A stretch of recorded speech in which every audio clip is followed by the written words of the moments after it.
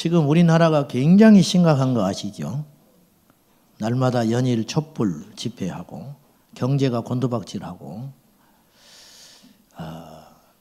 지금 국가 시스템이 굉장히 지금 심각해요. 우리 몰라서 그렇지. 이게 우리가 이렇게 위에서 흔들려 버리면 부부싸움 하면 자식들이 마음 못 잡거든요. 내일 모레 시험 날짜는 다가오는데 책은 보고 있는데 머릿속에 안 들어와요. 복잡하거든요. 그렇듯이 나라에 지금 막 이게 무법천지가 되고 막 이렇게 하다 보니까 백성들의 마음이 얼어붙는 거예요. 우리나라 자영업자가 600만입니다. 자영업자가 600만. 치킨집하고 뭐 미용실하고 뭐 이런 자영업이 600만. 50대 되면 전부 아무리 우리나라에서 대단한 회사를 다녀도 50대가 되면 직장에 못 앉아 있습니다. 눈치 보여서. 젊은 사람들이 치고 오고 경기가 좋지 않으니까. 나이가 먹고 호봉이 늘어갈수록 그 한 사람 쫓아내면 젊은 친구 2명 쓸 수 있으니까 회사에서는 계속 쫓아내는 거예요. 막 쫓아내는 거예요. 나와서 할 게 있어야지. 평생 사무실에 앉아서 컴퓨터만 두드리다가 밖에 나와서 나이는 앞으로 수십 년을 살라는 남고 돈은 빠듯하고 애들은 대학 보내야지. 대학 가고 있지. 또 시집 장가 보내야지. 앞길이 막막한 거예요. 그러니까 뭔가 해야 되는 거예요. 뭘 하다 보니까 1, 2억 손에 쥐고 어설프게 그 돈 가지고 뭐 금방 까먹어 버려요. 금방. 언제 뭐 치킨을 해봤나? 응? 언제 뭐 배달을 해봤단 말이죠. 지금 그렇게 심각한 시대예요. 부동산은 막 거품물이 올라가가지고 전세는 폭등하고 지분도 그렇고 지금 5년 전보다 빌라가요 10배 많이 져버렸어요. 전세난이 막 가중되니까 나라에서 규제를 풀어가지고 빌라를 엄청나게 지어버렸어요. 지금 10배 늘었다고 10배. 곳곳에 다니면 빌라지요. 그 내년에부터 폭탄돼서 돌아옵니다. 분양이 돼야 말이지. 분양이 돼야 말이지. 가지고 막 가격 인하해가지고 덤핑으로 막 빌라 지금 분양한다고 난리 났지요. 막차 탄 사람들은 다 끝나버렸어요 또. 2, 3년 전에 지은 사람은 돈 벌었을 거예요. 근데 돈벌이 되는구나. 그래 땅 사가지고 대출 잔뜩 내가지고 빌라 지어가지고 빨리 분양하려고 그러는데 분양이 돼야 말이지. 이제 딱 막혀버렸어요. 지금 뭐 살 때 아닙니다.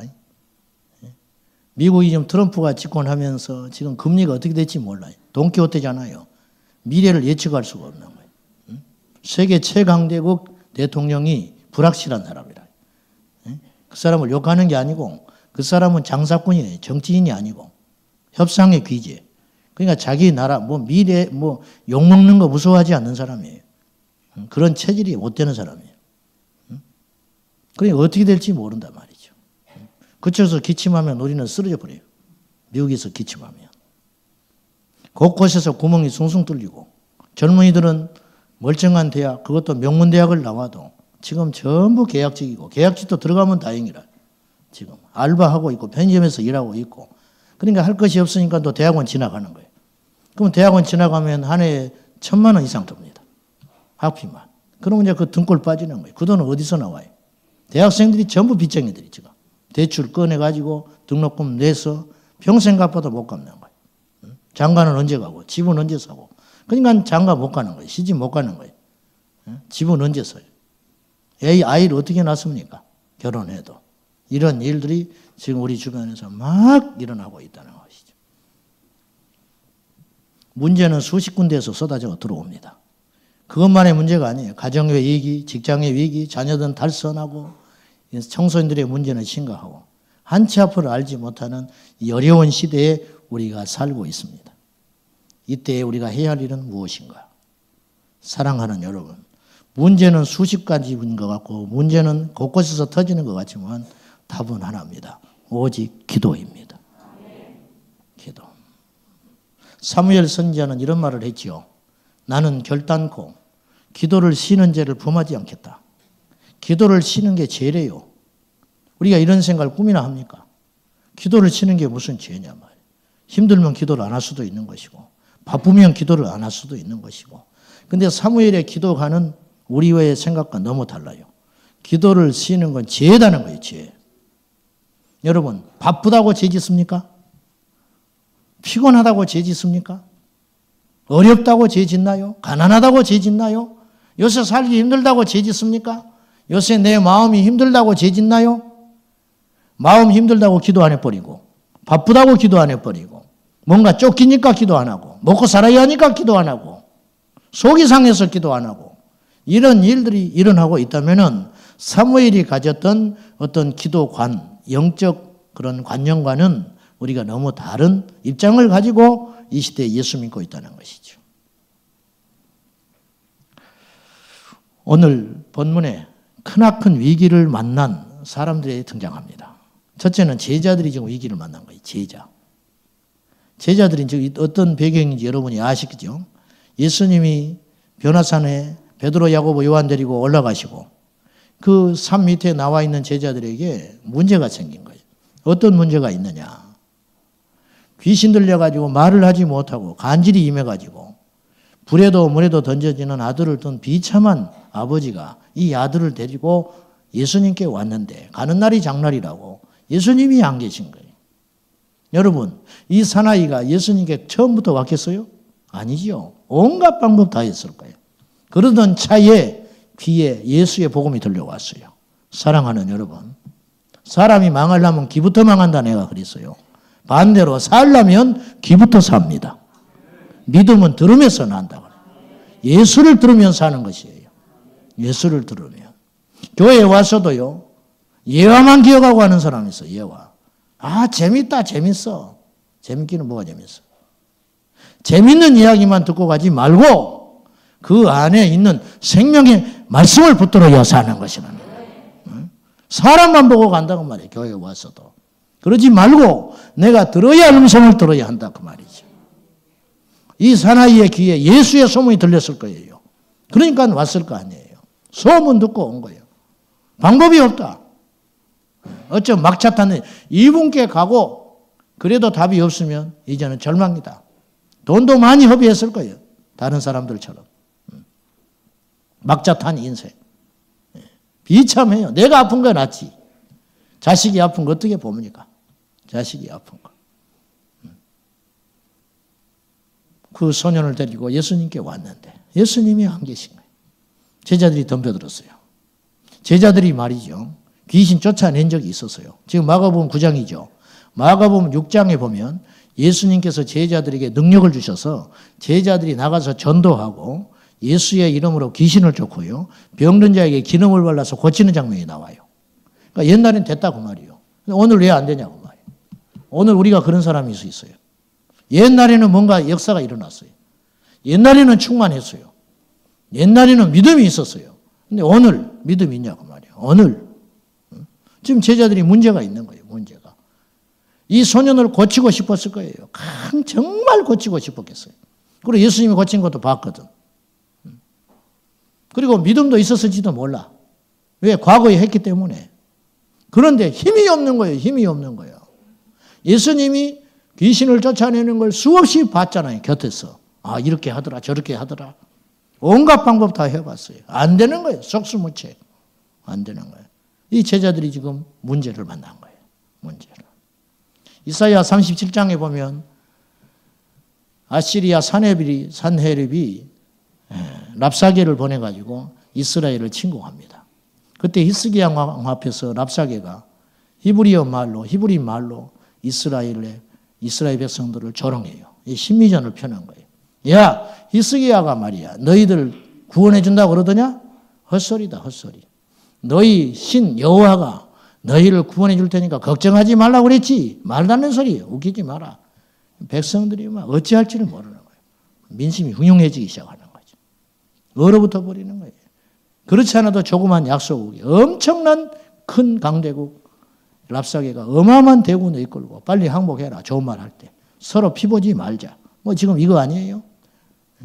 그때 히스기야가 할 수 있는 게 아무것도 없는 거예요. 싸울 수도 없고 주저앉아 있을 수도 없고 항복할 수도 없고. 욥이 그랬어요. 욥이 42장 욥기서 23장에 이런 고백을 했어요. 내가 앞으로 가도 그분이 안 계시고 우편에 갔을 때 그분이 왼쪽에 계시고 왼쪽에 가니 오른편에서 일하신다. 도무지 주님이 안 계신 것 같다.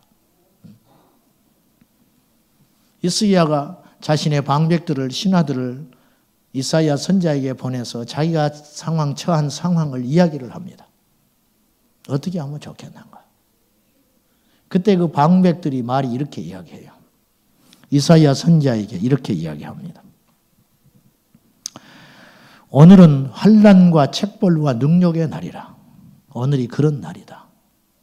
아이를 낳으려 하나 해산할 힘이 없구나. 왕이 그렇게 말했다는 거예요. 이런 상황이죠.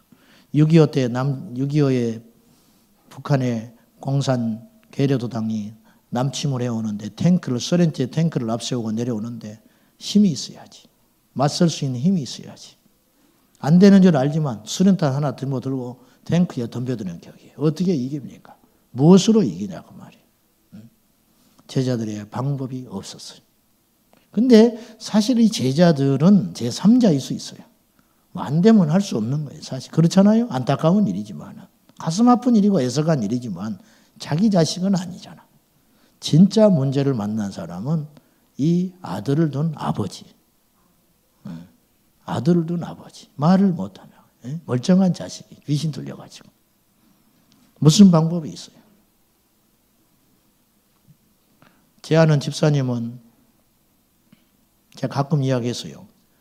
서울역에 가면 예수천당 불신조하고 다니는 사람이 있어요. 빨간 조끼 입고 머리 하얘가지고. 그분이 장문일 집사입니다. 나중에 목사 됐어요. 부천에서 목회하신다는 소리까지 들었는데 그분이요 예수에 미쳐가지고 그러고 다녔어요. 살기가 너무너무 힘들지요. 그 부부가 오직 예수에 미쳐가지고 밤낮으로 기도하고. 근데 어느 날 자기 부인 권사가 몸이 안 좋아요. 가슴에 뭔가 자꾸 잡힌다 이거예요. 뭐 그런가 보다 하고 자위피를 누르다가 나중에 심각해졌어요. 가슴이 영 이상해. 그 만져보니까 이만한 몽우리가 대추알보다 더 큰 몽우리가 생겼어요. 이건 심각한 거예요. 누가 봐도.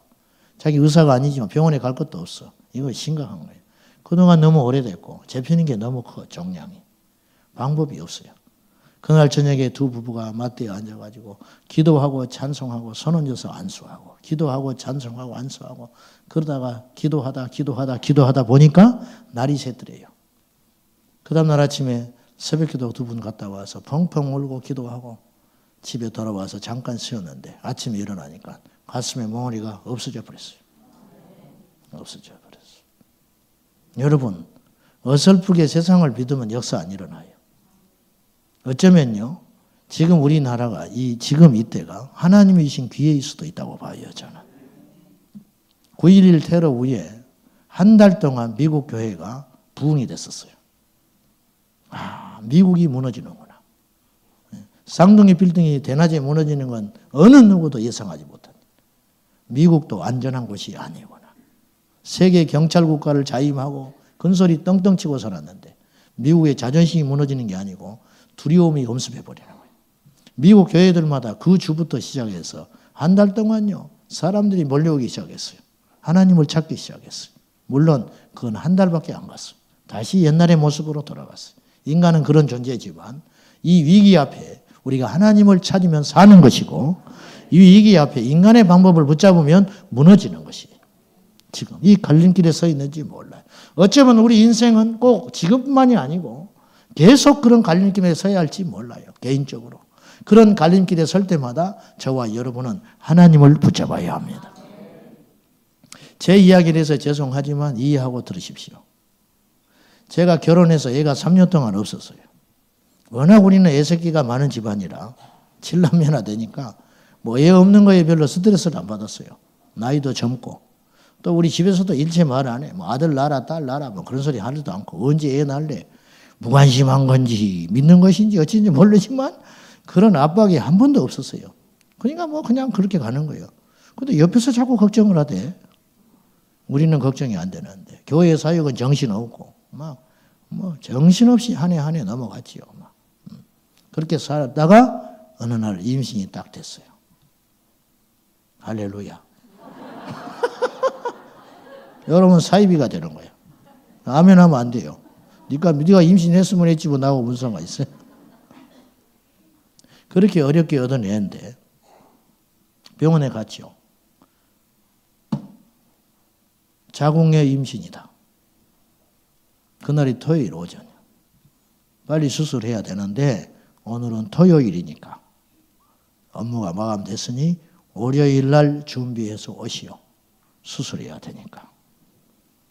아이고 어떻게 하나 생긴 것이 말이지. 그래가지고 주일까지 마음이 확 낙심이 되는 거예요. 교회 일은 해야 하잖아 또. 그러니까 토요일 날 저녁에 둘이 아무 소리 않고 앉아 있다가 답답하니 간절히 속으로 기도하고 또 눈으로 지새다가 주일날 교회 사역 마치고 월요일날 아침에 야야 이럴 것이 아니라 다른 병원에도 한번 가보자. 하나님께 기도했으니까 또 뜻이 있겠지. 다른 병원에 갔는데 정상.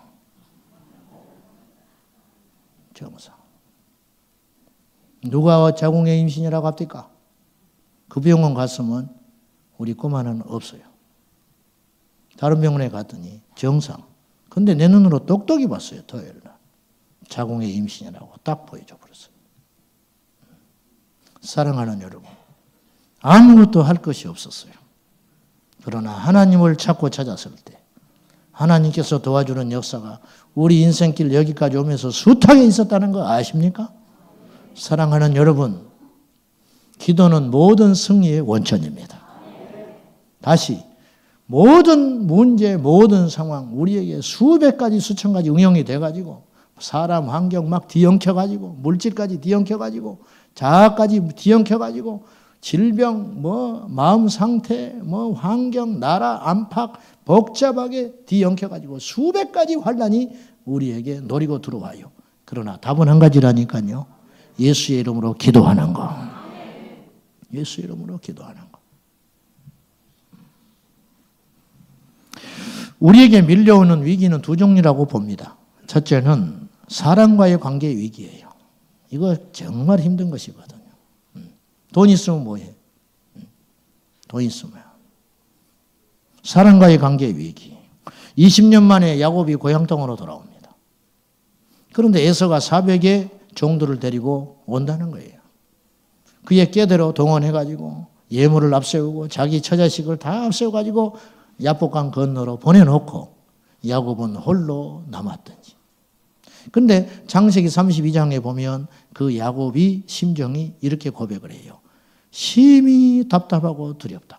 심히 답답하고 두렵다. 그리고 하나님께 간절히 기도를 해요. 그때 홀로 남은 야곱에게 천사가 나타났습니다. 천사를 붙들고 씨름합니다. 내게 축복해 주시오. 이 문제를 해결해 주시오. 그렇지 않으면 당신 놀 수 없어. 웬만하면 놔버렸을 거예요. 밤새껏 천사와 씨름하는 거예요. 무슨 씨름? 나를 축복해 주시오. 나를 도와주시오. 이 문제 해결해 주시오. 이 천사가 무슨 죄가 있어? 근데 붙들려가지고 놓아주지를 않는 거예요. 놔버리면 내가 끝나는 거야. 내 인생. 여기서 차라리 죽는 게 낫다. 알고 봤더니 그분이 하나님이었잖아요. 하나님과 겨루어 이겼습니다. 네 이름이 뭐냐? 몰라서 물었겠어요? 야곱입니다. 이제부터 네 이름 야곱이라 하지 마. 이제부터 이스라엘이라. 이스라엘이라. 하나님과 겨루어 이겼습니다. 그게 이스라엘이라는 이름이라. 그리고 한도뼈를 쳐버렸어요. 한도뼈가 허벅지뼈이면 이걸 쳐버렸어요. 여러분, 야곱은 평생 저른바리로 살았어요. 그렇죠? 그때 허벅지 부러져가지고 평생 저른바리 신세로 살았어요. 그런데 그 한도뼈 하나를 내주고 야곱은 모든 환난과 문제에서 해결함을 받았어요. 사람과의 관계, 그 사람하고 풀어야 할 것 같잖아요. 우리가 그런 유혹에 엄청나게 많이 빠져요. 저 사람하고 얽혔다. 셀 리더를 하다 보면 별 문제가 다 많아요. 목회를 하다 보면 별 문제가 많아요. 어느 날부터 안 쳐다봐 나를. 아, 저거 병들었구나. 근데 영문이나 알면 좋겠어. 영문이나. 까닭 없이 나를 안 쳐다봐. 인사를 안 받아. 병든 거예요. 병든 거예요. 그러면 어떻게 할 방법이 없는 거예요. 그럼 여러분 어떻게 해야 돼? 전화해야 돼? 어떻게 해야 돼? 안 받아요. 전화하면. 전화해서 안 받아. 그럼 더 열받아. 문자에도 답 없어. 우리 셀 리더들 말이죠. 셀 모임 딱 하고 잘하고 은혜스럽게. 그럼 마지막에 툭 한마디 던진다고. 전 다음부터 안 올 거예요. 뭐 원인이나 알자, 원인이나 알자. 뭐 그냥요, 뭐 그냥. 뭔가 있는 거예요, 뭔가. 어떻게 풀어요? 뭘로 풀어? 무릎을 꿇어? 찾아가? 선물 가지고 가? 안 돼요. 안 돼. 사람과의 관계, 사람으로 풀어야 할 것 같지요? 절대 안 풀려. 풀 수 있는 분은 한 분밖에 없어요. 우리 주님밖에 없어요. 에서를 무엇으로 풀어요? 야곱이 에서를 뭘로 움직입니까? 해봤잖아요. 선물 다 재산이 무슨 필요가 있어? 내가 죽게 생겼는데. 혈기 등등 해가지고. 에서가요, 400명을 데리고 올 때는 작심한 거예요. 환영하러 나왔겠어요? 400명 데리고? 아니에요. 뭔가 손봐버리려고 온 거예요. 이를 갈고 있어, 20년 동안. 자기 등쳐 먹었어요. 장작관 뺏어가 버리고. 이놈 재피견하면 죽는다. 그래서 아버지 죽을 때가 되니까 그의 어미가 비시킨 거 아니에요. 이 박박 갈고. 에서는 누릴 만큼 누리고 있는 사람이에요. 400명의 이 종들을 부릴 정도면 엄청난 재력을 갖고 있는 거예요. 그 할아버지 때부터 아브라함부터 물려온 유산 그대로 고수를 받아가지고 떵떵거리며 그 지역 유지로 살고 있는 거예요. 야곱은 뒤로 돌아가지도 못해요. 예삼촌 라반하고도 거꾸로서 들어가지를 못해. 이제 나섰어. 큰소리치고 나왔어. 이제 돌아가지 못해. 붙잡는 건 나왔잖아요. 이제는 가야 돼요. 죽으나 사나 에서를 만나야 돼. 근데 그 에서를 어떻게 움직이냐고 말이에요. 양떼를 보고 에서가 넘어올까요? 자기도 그만큼 있는데? 그럼 조카나 뭐 그런 제수씨 보고 넘어올까요? 무슨 상관이 있어? 처음 본 것들인데. 안 돼요. 방법이 없으니까 그거 해보는 거예요. 야곱이. 근데 하나님께서 에서의 마음을 움직였어요. 성경에 하나님이 에서의 마음을 감동하니라 그런 말은 없어요. 없지만 분위기상 400명을 끌고 온 사람이 어떻게 무너지고 화해를 청합니까? 화해 처하려는 사람이 400명을 데리고 와요? 겁나서 도망갈까 봐 안 데려오지요. 데려가라 해도. 근데 야곱을 보는 순간 에서가 무너져 버리는 거예요. 절뚝발이 신세로 밤새껏 씨름했으니 얼마나 피곤하고 지치고 곤비한 상태로 이건 뭐 불쌍해서 볼 수가 없는 거예요. 절뚝절뚝하고 나타나는데 에서의 마음이 확 녹아버리는 거예요. 하나님이 해주신 거지요. 하나님께서. 사랑하는 여러분, 사랑과의 관계 무엇으로 풀어요? 하나님께 기도하고 엎드리는 길이 제일 빠르다. 제일 빠르다. 그것이 제일 후유증이 없더라고 말이지. 앞으로 교회 생활 하다 보면 숱한 많은 문제가 있어요. 숱한 많은 문제. 나는 말한 적도 없는데 말했다 하고 뭐 어쨌다 하고 저쨌다 하고 온갖 소리들이 다 돌아다녀요. 제가 여러분에게 부탁드립니다. 절대로 사람으로 풀지 말고 하나님께 엎드리시기를 축복합니다. 알고도 잘 안 되잖아요. 알고도 안 돼요. 알고 행치 않으면 믿음 아니에요. 알았으면 행하는 것이 믿음이다. 할렐루야. 사랑과의 관계는 하나님께서 개입하실 때 풀어지는 문제라요. 두 번째는 환경의 문제예요. 환경의 문제. 환경과의 관계에서도 숱하게 위기가 찾아와요. 무엇으로 해결합니까? 무엇으로? 사도행전 4장 29절 이하에 보면 사도들이 협박받고 풀려났습니다. 다시는 예수 전하지 말아라. 다시는 예수 이름 증거하지 마라. 한 번만 더 그러면 죽는다. 그러나 풀려난 사도들은 예수 안전할 수 없었어요. 그들이 하나님께 이렇게 기도합니다. 주여 저들의 위협함을 하감하여 주시고 우리가 거룩한 종 예수의 이름으로 복음을 전할 수 있도록 도와주십시오. 성경에 이렇게 표현해놨어요. 빌기를 다하며 그 말은 무엇이냐? 하나님께서 그 기도를 들어주셨다는 거예요. 빌기를 다할 때 땅이 진동하며 할렐루야. 초대교회는요. 기도하면 땅이 흔들렸어요. 그 하나님 오늘도 살아계신 하나님. 그 하나님. 토미 터너 내 이야기 했잖아요. 하나님 당신을 갈망합니다. 하나님 당신을 예배합니다. 하나님께서 집회하는 중에 구름으로 임재하셨어요. 구름으로. 이게 성경에만 있는 이야기 아니에요. 출애굽기에 주님이 임재하실 때 빡빡한 구름 가운데 주님이 임재하세요. 구름이 주님이라는 뜻이 아니에요. 우리 주님은 영이시기 때문에 보이지 않잖아요. 보이지 않기 때문에 당신의 임재를 우리에게 눈에 보이는 방법으로 보여주신 사건이 있는데 그것이 구름이다 이죠. 그래가지고 이분이 텍사스인가 어디선가 친구 교회에 초청받아가지고 집회를 하는 중에 그날 밤에 성령이 임재하셨어요. 주의 임재가 임하셨는데 뭐 사람들이 어찌할 줄 모르는 거예요. 벌벌벌 떨고. 그래가지고는 꽝 소리와 함께 그날 그분이 설교하러 올라갔고 그 친구가 사회 보러 간 거예요. 친구 목사 교회에. 근데 그날 벌써 찬양하는데 이상하더라는 거예요. 찬양하는데. 찬양 인도자들이 눈물을 흘리고 벌벌 떨고 앉아있고 뭔가 그날 이상하더라는 거예요. 막 조짐이 거룩한 조짐이 막 일어나더라는 거예요. 청중들도 막 어찌할 줄 몰라 하고 막 그런 일들이 일어나기 시작하더라는 거예요. 그래가지고는 본인이 저기서 엎드려서 기도하는데 하나님께서 말씀을 막 주시더라는 거예요. 근데 이분이 이제 사회 보러 친구 목사님이 자기 소개해 주려고 사회를 보고 있는데 갑자기 공중에서 벼락치는 소리가 들려버려요. 팡 소리가 나더니 강례상이 이거예요. 이게요. 항공기 재료입니다. 이게 플라스틱 아니에요. 이건 안 깨져요. 그리고 100년이 가도 변색이 안 되는 거예요. 이게. 근데 그 순간에 사회를 보던 친구 목사님이 뒤로 나가 떨어져 버렸어요. 그러니까 죽은 자처럼 돼버렸어요. 그리고 이 강례상이요. 절반으로 딱 쪼개져 버렸어요. 이 강례상. 그리고는 청중들 가운데 구름이 임재했어요. 어떻게 임했느냐? 뭐 이렇게 시시하게 임한 게 아니고 앞 사람의 뒤통수가 보이지 않을 정도로 빡빡하게 임했어요. 제가 바라기는 우리 교회도 그랬으면 좋겠어요.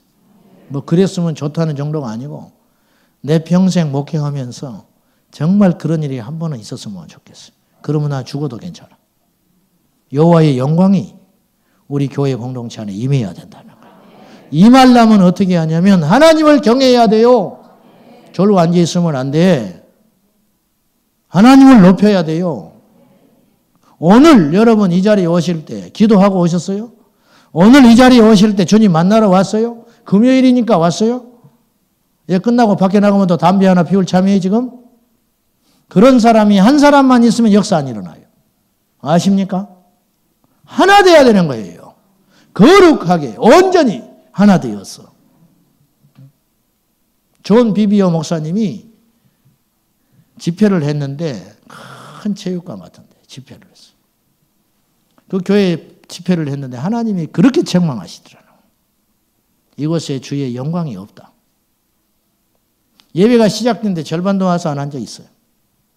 찬양하는데 옆 사람 떠들고 노닥거리고 앉아 있어. 발장 키고 옆에 떠들고 막 이렇게 하고 있나. 응? 발 개고. 응? 주님께서 그렇게 슬퍼하시고 진노하고 계시다. 응? 앞에서 찬송 인도한 사람도 맥이 없어요.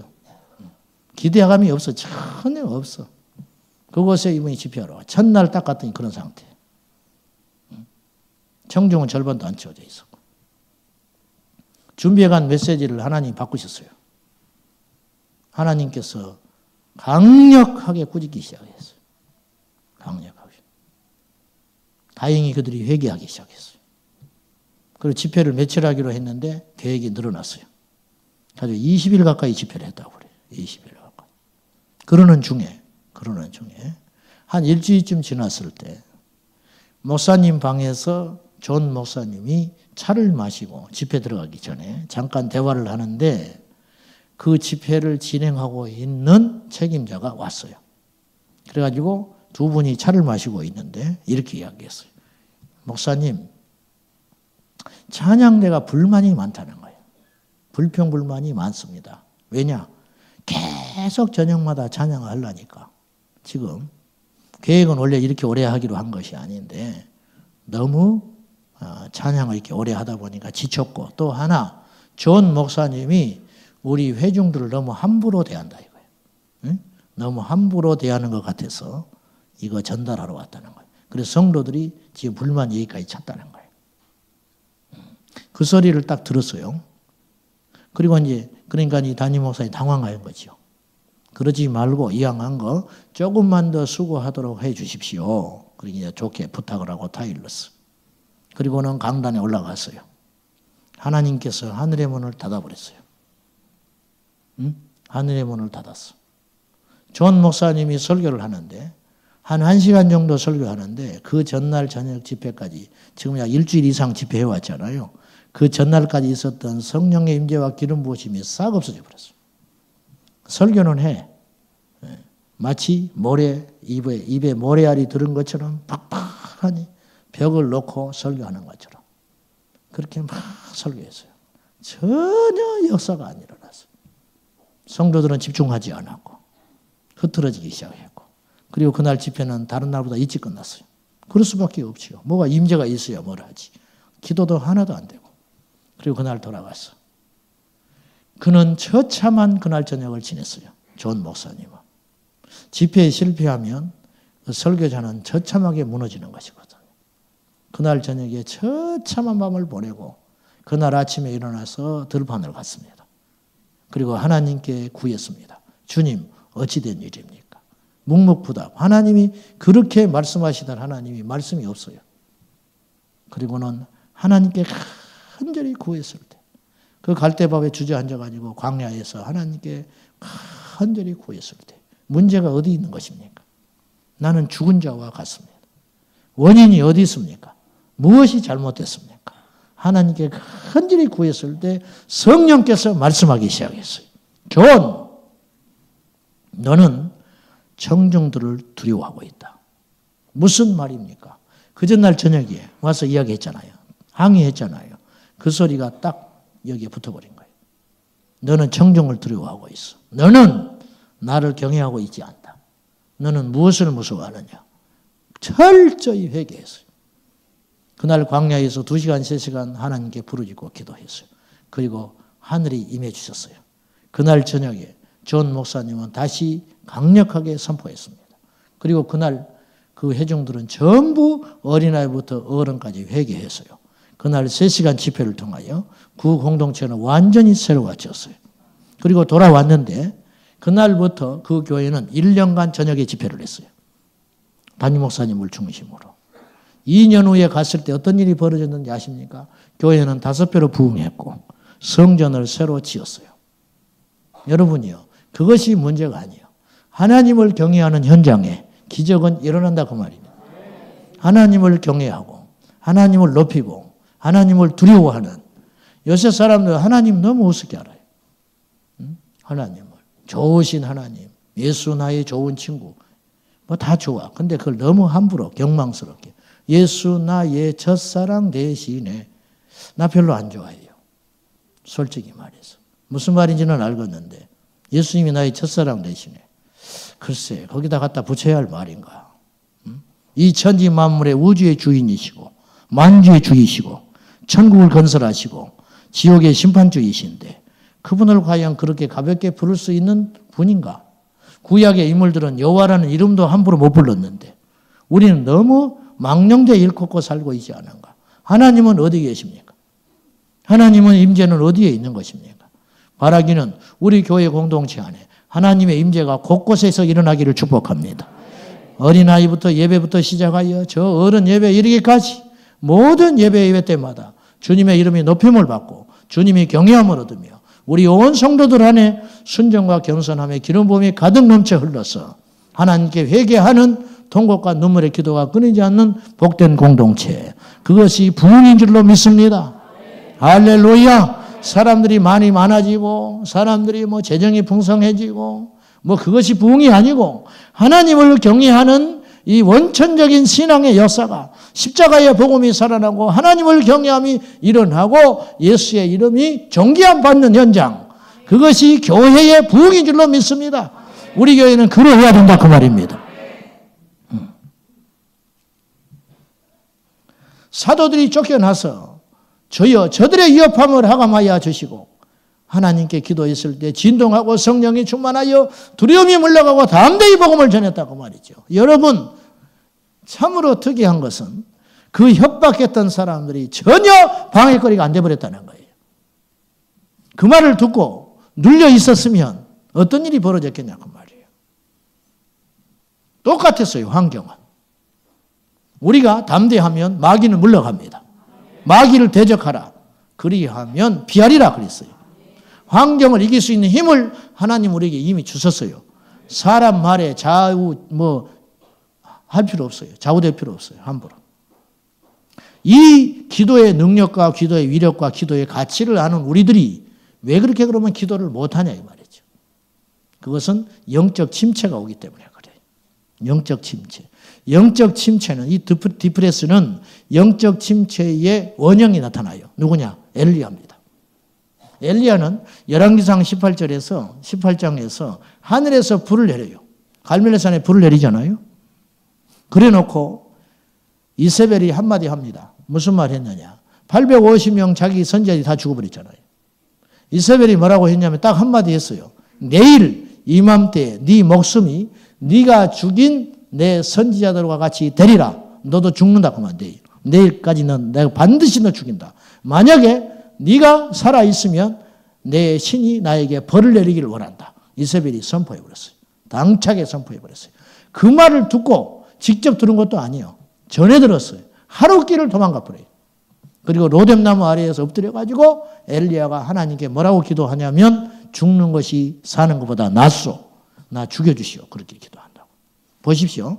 그 전날 하늘에서 불을 내렸어요. 하늘에서 불을 내렸다고.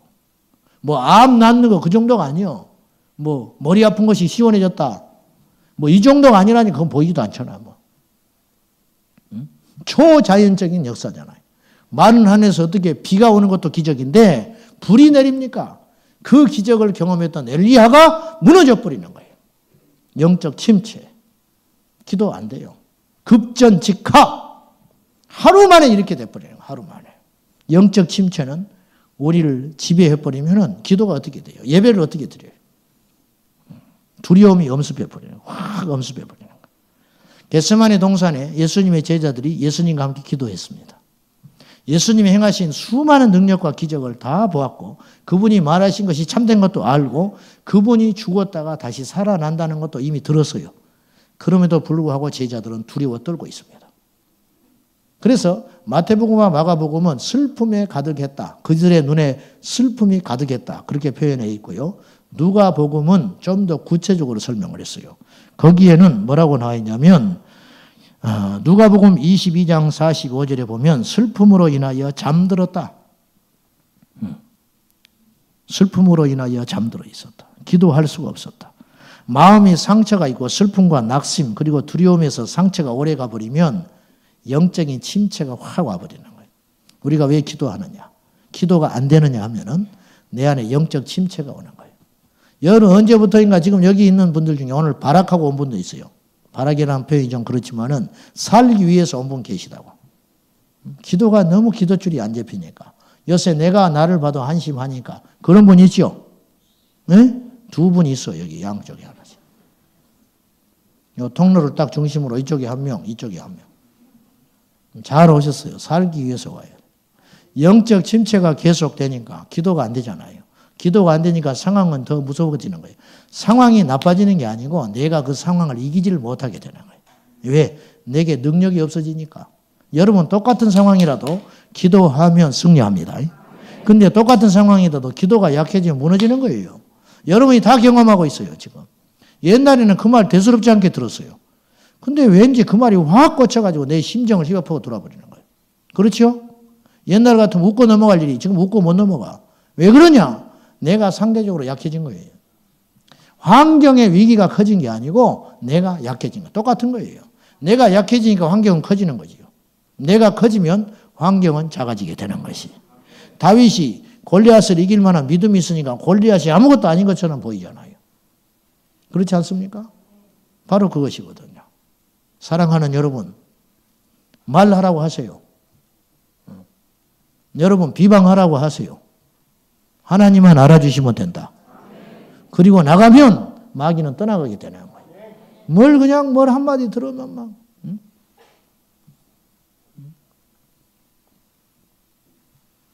요새 얼굴이 안 좋아. 왜 그러고 다녀? 잠 못 잔대 그날 저녁에. 네가 내 얼굴 책임져? 별 미친 거 다 봤네. 그러고 말아야지. 그러고 말아야지. 네 새끼 교육 잘 시켜라. 잠 못 자요. 며칠 가버려요. 큰일 났다. 우리 집 다 망했네. 그래? 네 새끼나 잘 시켜. 속으로. 겉으로 그러면 싸우니. 내가 힘이 있고 저항력이 생기면 시험도 아니에요. 그런데 내가 약해지니까 영적 침체가 오니까 기도 못하고 기도 못하니까 환경은 더 강해지고 더 줄어들고 더 기도 못하고 이게 악순환이 계속 반복되는 거라. 이 고리를 끊을 선순환의 고리를 찾아야 되는데 돌파하고 기도하고 금식하며 기도로 나갈 때 기도하면 하나님 은혜 주시잖아요. 기도하면 하나님 힘 주시잖아요. 똑같은 환경이라도 힘이 생기면 환경을 이길 수 있거든요. 그럼 환경을 이겨나가니까 더 기뻐하지요. 그래서 또 기도가 더 나오는 거죠. 그러면 더 내게 힘을 얻지요. 그럼 환경을 또 이기게 되는 것이죠. 사랑하는 여러분, 이 악순환의 고리를 끊고 선순환의 고리로 전환되시기를 축복합니다. 이 밤에 전환되셔야 된다. 근데 이 악순환의 고리가 끊어지고 선순환으로 전환될 수 있는 유일한 시점은 무엇이냐? 엎드려 기도하는 것이다. 엎드려 기도하는 거. 무슨 기도에 뭐가 있어요? 뭐가 있냐 그 말이요. 뭐가? 뭐 돈 벌 거예요? 나가서? 없어요. 아무것도 할 게 없다니까. 사랑하는 여러분, 기도는 언제 어디서나 누구나 할 수 있는 일이에요. 병상에서도 기도할 수 있어. 죽기 전에는 기도할 수 있어요. 감옥에서도 기도하잖아요. 망에서도 기도하잖아요. 욥이. 옥에 갇힌 바울이 기도하잖아요. 예? 그것이에요. 언제든지. 마귀는 기도는 막을 수 없다. 기도는. 땅속에서도 기도하고 지상 위에서도 기도하고 공중에서도 기도한다. 죽기 전까지는 기도할 수 있다. 할렐루야.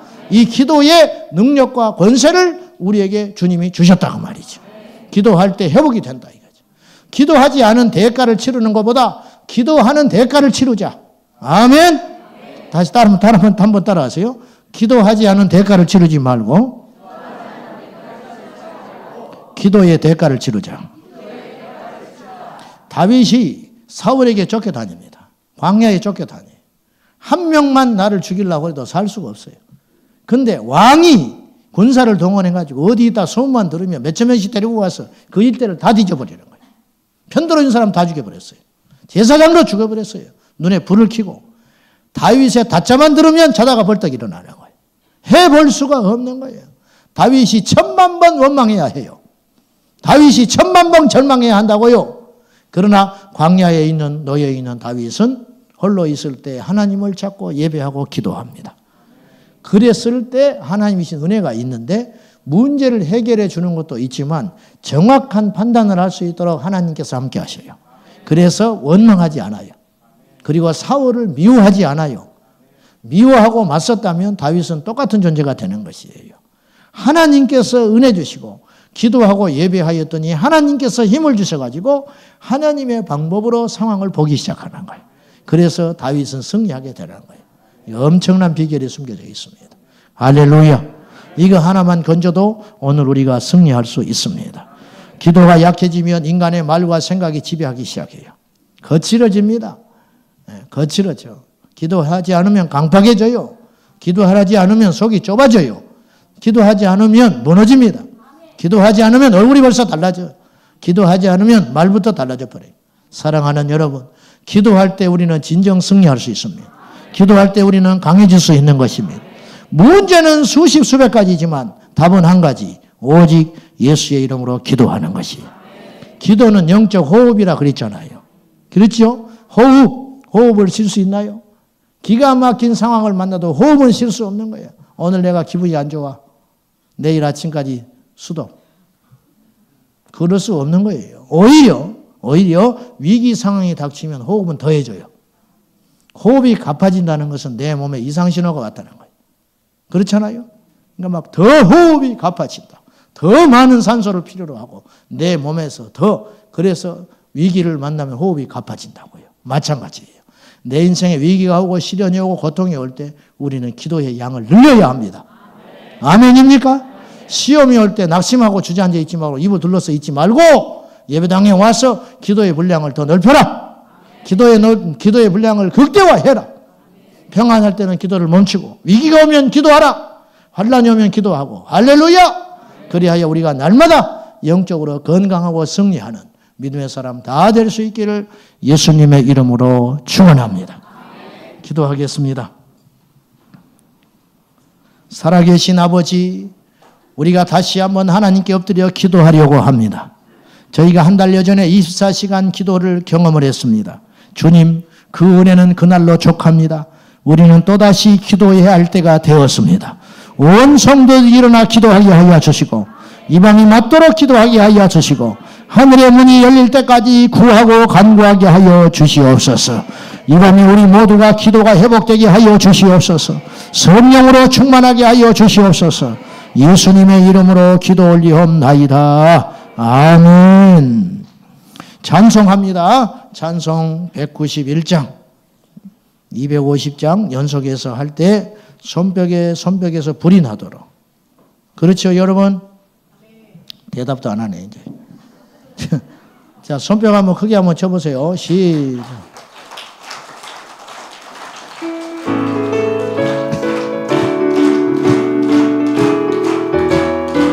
내가 매일 순례의 길 행하는 주의 팔이 나를 안보하며 주의 방주를 나를 잡으리라 주의 영이 함께하리라. 아멘. 성령의 예수네 할렐루야 함께하시네. 좁은 길을 걸으며 밤낮 기뻐하리라 주의 영이 함께하리라. 내가 매일 기쁘게 순례의 길 행하며 주의 팔이 나를 안보하며 내가 주의 품목을 받는 참된 기쁨 주의 영이 함께하리라. 할렐루야. 성령의 예수네 할렐루야 함께하시네. 좋은 길을 걸으며 만난 기뻐하리라 주의 영이 함께하리라. 내가 매일 기쁘게 순례의 길 행하며 주의 팔이 나를 안보하며 내가 주의 품목을 담는 기쁨 주의 영이 함께하리라. 아멘. 성령의 역시네 할렐루야 함께하시네.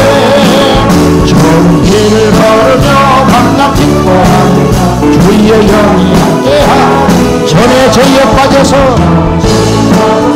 평안함이 없을 때 예수 십자가의 무릎 힘입어 그가 다리 엎드려 참된 평안을 주의 영이 함께하리라. 성령의 계시네 할렐루야 함께하시네. 좋은 길을 걸으며 만나 기뻐하리라 주의 영이 함께하리라. 나와 동행하시고 모든 염려하시니 나는 숲에서와 같이 기쁘다.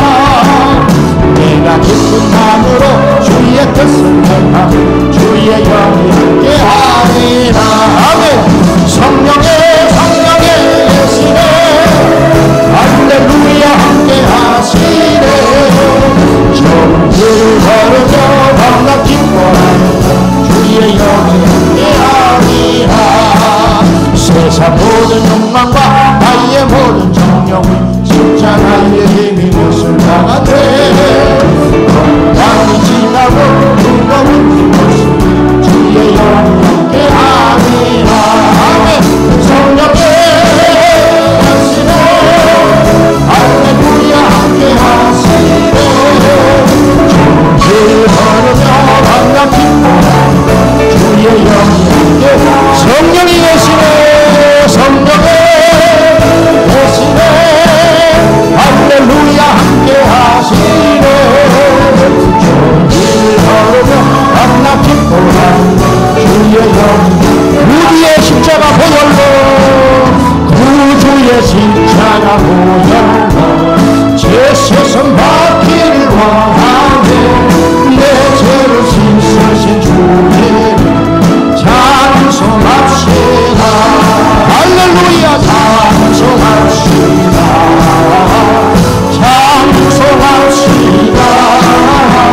내 죄를 씻으신 주님 찬송합시다.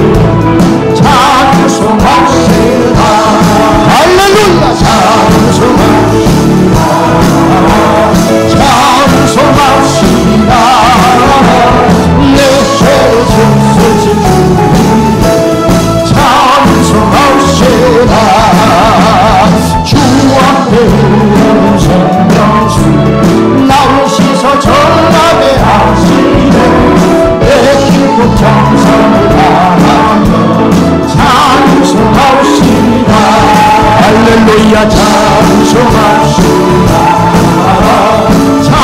찬송합시다. 내 죄를 씻으신 주님 찬송합시다. 내 주께 회개한 영혼 생명수 가운데 젖었네. 무겁고 순전한 주님 찬송합시다. 할렐루야 찬송합시다. 찬송합시다. 내 죄를 씻으신 주님 찬송합시다. 내 주께 회개한 내 주께 회개한 영혼 생명수 가운데 젖었네. 무겁고 순전한 주님 찬송합시다. 할렐루야 찬송합시다. 찬송합시다. 내 죄를 씻으신 주님 찬송합시다. 내 주께 회개한 내 주께 회개한 영혼 생명수 가운데 젖었네. 무겁고 순전한 주님 예수 이름 찬송합시다. 할렐루야 찬송합시다. 찬송합시다. 내 죄를 씻으신 주님 찬송합시다. 내 주께 회개한 내 주께 회개한 영혼 생명수 가운데 젖었네. 무겁고 순전한 주님 찬송합시다. 할렐루야 찬송합시다. 찬송합시다. 내 죄를 씻으신 주님 찬송합시다. 내 주께 회개한 영혼 생명수 가운데 젖어. 기도를 쉬고 있는 여러분, 이것은 결코 작은 일이 아닙니다. 언제부터 기도가 쉬어졌습니까? 언제부터 하나님과의 관계가 단절이 왔습니까? 언제부터 여러분의 예배가 형식적이 됐습니까? 언제부터 기도를 쉬고 계십니까? 이 밤에 기도가 회복되기 원합니다. 이 밤에 주여 우리를 살려주소서. 기도가 살면 이 민족이 삽니다. 기도가 살면 우리 교회가 삽니다. 기도가 살면 우리 가정이 삽니다. 기도가 살면 내 자녀가 삽니다. 오직 우리가 이 시간 기도해야 되겠습니다. 예수 이름으로 기도해야 되겠습니다. 예수 이름으로 우리가 살아야 되겠습니다. 찬송합시다. 기도합시다. 기도합시다. 두 손 들고 기도합시다. 내 죄를 씻으신 그님께 기도합시다. 기도합시다.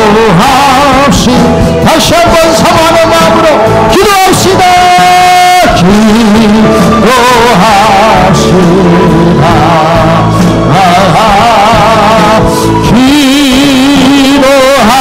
기도합시다. 내 죄를 씻으신 주님께 내 죄를 씻으신 주님께 기도합시다. 마지막으로 기도합시다. 기도합시다. 기도합시다.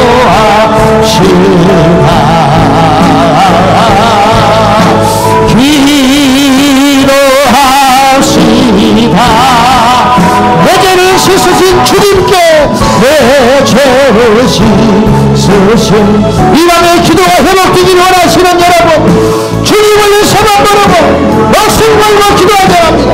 일어나서 기도해도 좋습니다. 기도합니다. 주여 주여 주여.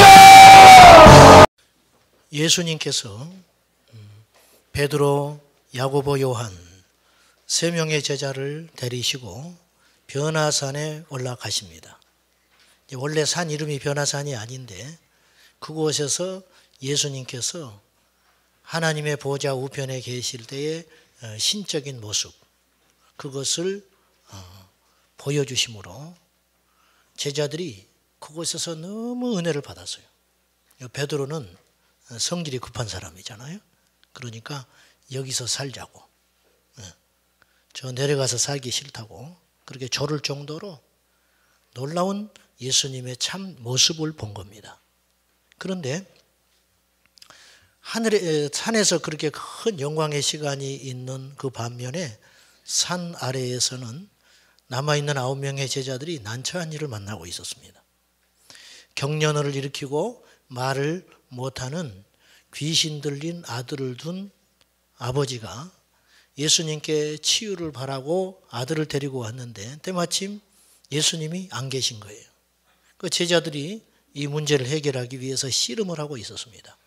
그런데 아무리 기도를 하고 소리를 질러대고 자신이 갖고 있는 모든 방법을 동원해도 귀신이 안 나가는 거예요. 안 나가는 건 방법이 없는 거예요. 안 나가는 거예요. 그런데 이 전체적인 분위기가 예수님의 제자들이 지금 처음 당한 일이 아니에요. 무슨 뜻이냐면 처음으로 귀신 들린 사람을 상대했다면 제자들이 이렇게 덤벼들질 않았을 거예요. 예수님 오실 때까지 기다리든지 아니면 할 수 없다고 우리는 다리 돌려보내든지 했을 터인데 제자들이 귀신 들린 아들을 씨름을 하고 결국은 포기했다는 것은 옛날에는 쫓아냈다는 거예요. 그리고 그런 일들을 보았고 자신이 있었다는 뜻이에요. 그러니까 이들이 할 수 있다는 믿음과 용기가 생기고 이 아이를 불쌍히 여겨서 이 일을 뭔가 해결해 보려고 제자들이 덤벼든 겁니다. 그런데 그들의 기대와 발행과는 상관없이 안 나가는 거예요. 귀신이 안 나가버리는 거예요. 그때 주님이 산에서 내려오셨습니다. 그리고 단번에 해결을 하셨습니다. 이제 이것이 해결된 다음에 집에 들어가서 제자들이 예수님께 묻는 내용입니다. 자, 28절, 29절 봅시다. 시작. 집에 들어가시매 제자들이 조용히 묻자오되 우리는 어찌하여 능히 그 귀신을 쫓아내지 못하였나이까. 이르시되 기도 외에 다른 것으로는 이런 종류가 나갈 수 없느니라 하시니라. 왜 우리들은 그 귀신을 쫓아내지 못할까요? 귀신을 이길 수 있다는 확신이 있었어요. 만약에 우리가 쫓아낼 수 없다고 생각했다면 덤비지 않았겠죠. 귀신이 예수님의 이름으로 꼼짝 못한다는 믿음이 있었습니다. 그리고 이 아이를 사랑했어요. 도덕적으로 양심적으로라도 이 고통받는 아이를 해결해 주고 싶은 마음이 왜 있지 않았겠어요. 예수님의 능력도 믿었고 이 아이가 고통받는 것도 불쌍히 여겼고 그런데 현실은 나가지 않았다는 거예요. 우리가 이런 일이 있습니다. 예수 믿으면서 이런 일을 만날 때가 있어요. 분명히 하나님은 살아계셔요. 그런데 우리에게는 역사가 안 일어나는 거예요. 저는 이 본문을 읽을 때마다 부끄럽고 또 지구멍이라도 들어가고 싶은 마음이 드는 거예요. 제가 이 본문을 정하면서 많이 망설였어요. 왜냐하면 제가 능력이 있어야 자신 있게 더 힘 있게 이 설교를 할 것 같은데 저도 못 쫓아낼 때가 있단 말입니다. 귀신이 무섭지 않아요. 예수님의 이름으로 능히 정복된다는 믿음이 있습니다. 여러분도 있으시죠? 그런데 그 믿음을 가지고 있기는 있는데 가서 막상 추방하고 예수의 이름으로 쫓아내면 안 나간다는 거예요. 안 나가. 병을 주님이 이런 종류라고 그랬어요.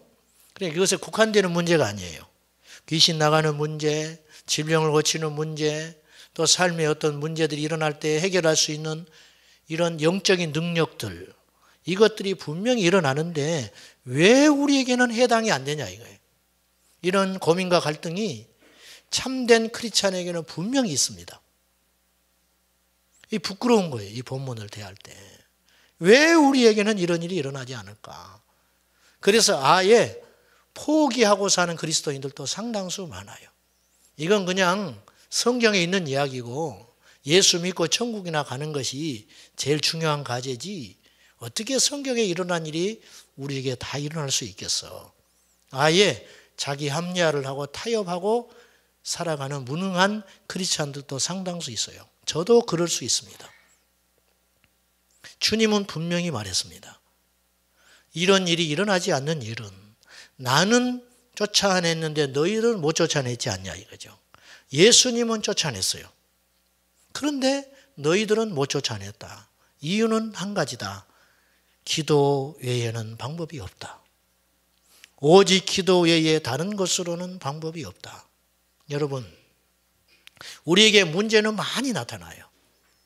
여러 가지 상황들이 얽혀서 문제들을 파생해서 관계의 문제, 경제적인 문제, 질병의 문제, 교회 안에서도의 문제, 밖에서의 문제, 일터에 가서도 문제, 인생은 문제투성이거든요.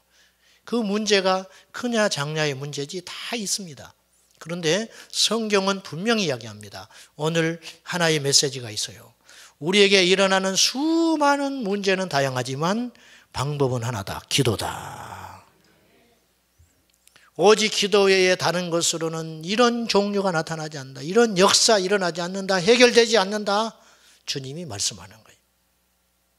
성경에는 우리 주님께서 기도에 대한 약속을 분명히 해주셨습니다. 요한복음 12장에 예수님께서 예루살렘에 입성을 하세요. 최후의 일주일을 보내기 위해서. 예수님만 아는 비밀이죠. 사람들은 예수님을 왕으로 영접했지만 예수님은 예루살렘에서 십자가에 죽으러 가시는 겁니다. 그래서 14장부터 16장을 쭉 읽어봤어요. 다시 읽어보니 거기에 주님께서 약속하신 놀라운 약속들이 있었어요. 계속 반복해서 14장, 15장, 16장 이렇게 공히 약속하신 반복되는 약속이 있습니다. 그게 무엇이냐? 너희가 내 이름으로 무엇이든지 구하면 내가 시행하리라.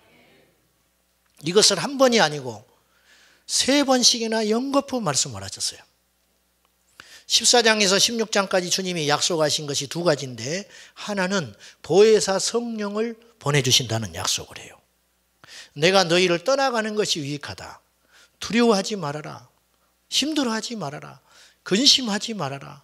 심지어 주님은 이렇게도 말씀을 하세요. 내가 너희를 떠나가는 것이 너희에게 더 유익하다. 왜? 내가 가면 보혜사 성령이 오실 것이다. 이게 첫 번째 약속이고요. 2번째는 기도에 대한 약속인 거예요. 요한복음 15장 16절에 보면 너희가 나를 택한 것이 아니요 내가 너희를 택하여 세웠느니라. 믿으십니까? 이 말씀이 너무 큰 말씀인 거예요. 구원받은 자는 알아요. 자다가 벌떡 일어날 일이에요. 우리는 우리 주제를 잘 알잖아요. 얼마나 흉악하고 못됐고 악한 존재인 줄 알잖아요. 모르세요? 저만 아는가? 여러분이 저의 과거를 알면 여기 남아있을 사람이 한 명도 없을 겁니다.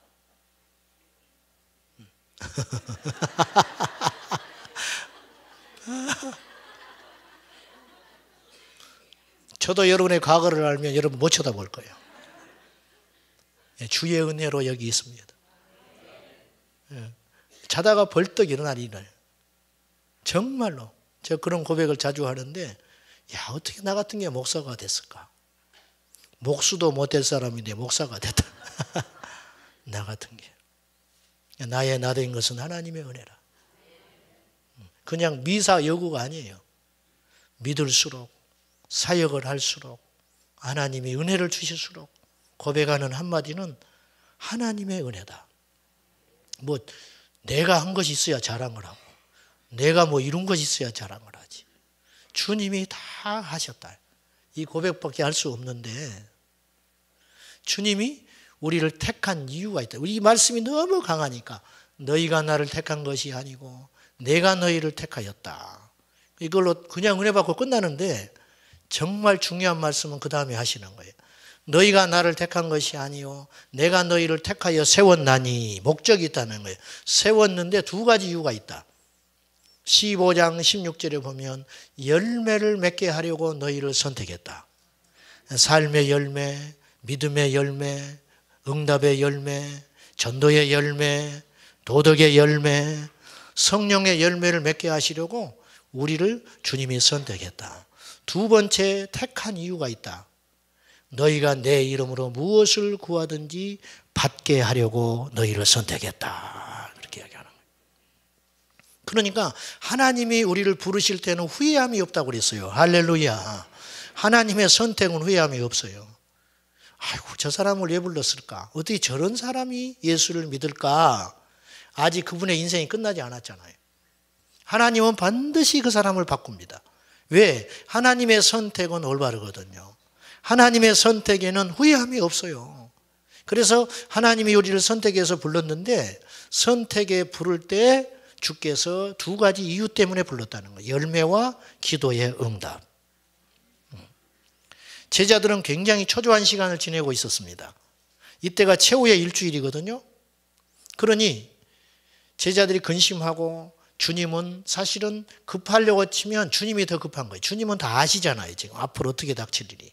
이들을 두고 가는 것이 여간 불안한 일이 아닌데 믿음이 오히려 주님이 더 있어요. 아무 걱정을 안 하세요. 왜? 무엇 때문에 그러냐? 주님이 떠나신 다음에 성령이 임하실 걸 믿었고 또 하나는 주님이 주신 지상 최대의 무기가 있습니다. 예수님의 이름. 할렐루야. 예수님의 이름을 주셨다는 거예요. 그 예수님의 이름을 주실 때 목적이 있다는 거예요. 구원의 이름, 능력의 이름. 그런데 기도 응답의 이름으로 예수님의 이름을 주신 거예요. 그래서 요한복음 16장 말씀에 16장 13절의 말씀에 뭐라고 하시냐면 이제까지는 구하지 않았으나 이제까지는 너희가 내 이름으로 구하지 않았다는 거예요. 놀랍지요? 지금 제자들과 길게는 3년 가까이 짧게는 2년 가까이 지낸 사람들이 있었거든요. 그런데 주님께서 많이 기도하셨고 기도의 본을 보여주셨고 말씀을 많이 가르쳐 주셨는데 주님께서 이렇게 말하시는 거예요. 최후의 일주일 그 기간 동안에 내가 너희에게 지금까지는 이르지 않았는데 이제는 내 이름으로 구하라. 왜? 주님이 가시게 생긴 거예요. 주님이. 우리가 죽기 전에 꼭꼭 감춰놨던 비밀을 죽기 전에 이야기할 거 아닙니까? 살아 생전에 주면 의미 없고 필요 없고 오히려 힘들어지는 거. 그것을 꼭 감춰놨다가 이제 떠나게 되면 그걸 딱 주고 가는 거예요. 예수님께서 당신의 이름의 능력과 권능을 크게 줄 필요가 없었어요. 왜? 주님이 함께 했기 때문에 같이 하셨기 때문에 그럴 필요성이 없었어요. 항상 함께 했기 때문에. 그런데 이제 주님이 떠나가신단 말이에요. 당신의 보좌로 올라가시게 됐기 때문에 이들에게 뭔가 강한 안전장치를 줘야 하는 거예요. 그것이 예수님의 이름이라는 거예요. 그런데 그 예수님의 이름을 가지고 뭐 할 거냐? 기도하라는 거예요. 기도하라. 너희가 내 이름으로 구하면 내가 응답하리라. 아버지 하나님께서 응답하신다. 예수님의 이름으로 응답하신다는 거예요. 그러니 우리가 기도를 안 하고 다른 것을 아무리 몸부림친들 그것은 이룰 수도 없는 일이고 이루어도 그것은 틀린 일이라는 거예요. 우리가 지금 분주하잖아요. 지금. 제가 몹시 분주했습니다. 제가 많은 설교의 주제 중에 오늘 이 말씀과 가지고 여러분과 함께 나누려고 하는 이유는 정말 우리 교회가 지금 중요한 게 뭔가. 뭐 시설을 이렇게 잘 다듬는 일, 뭐 체계를 잡는 일. 우리 집사님들이 물어봐요. 셀은 어떻게 할 겁니까? 어떻게 편성할 겁니까? 여전도회는 어떻게 할 겁니까? 그거 중요합니다. 그런데 그것이 정말 중요한 일일까요? 초대교회가 여전도에 있었을까요? 없었을까요? 초대교회가 여전도회부터 세우지 않았잖아요. 초대교회가 성전부터 짓고 꼭대기에 십자가부터 안 달았잖아요. 우리는 거꾸로 믿는 거예요. 예수를. 이 시점에 주님께 묵상했을 때 주님께서 우리에게 정말 중요하고 급한 게 뭐냐? 그것은 기도가 마르지 않게 하는 것이다. 기도가 말라버리면 어찌 우리가 무엇을 할 수 있겠습니까? 기도가 메마르면, 우리 영혼의 기도가 메마르면 무엇을 할 수 있겠습니까? 우리 영혼의 기도가 식어지면 무슨 일을 할 수 있겠습니까? 오늘 우리에게 중요한 건 기도다. 기도.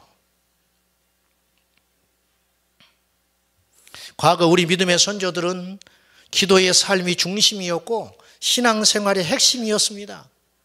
어떤 이유와 명분과 이름을 갖다 붙여서라도 기도하기에 힘썼습니다. 여러분, 성경에 힘쓰라는 게 세 가지밖에 없어요. 첫째는 사랑하기에 힘쓰라 그래요. 두 번째는 주의 일에 힘쓰라고 합니다. 세 번째가 뭔지 압니까? 기도에 힘쓰라 그래요. 이 세 가지밖에 없어요, 여러분. 이 중요하다는 거예요. 철야기도, 금식기도, 작정기도, 통성기도, 산기도, 다니엘 철야, 이름을 갖다 붙여서 계속 기도했어요.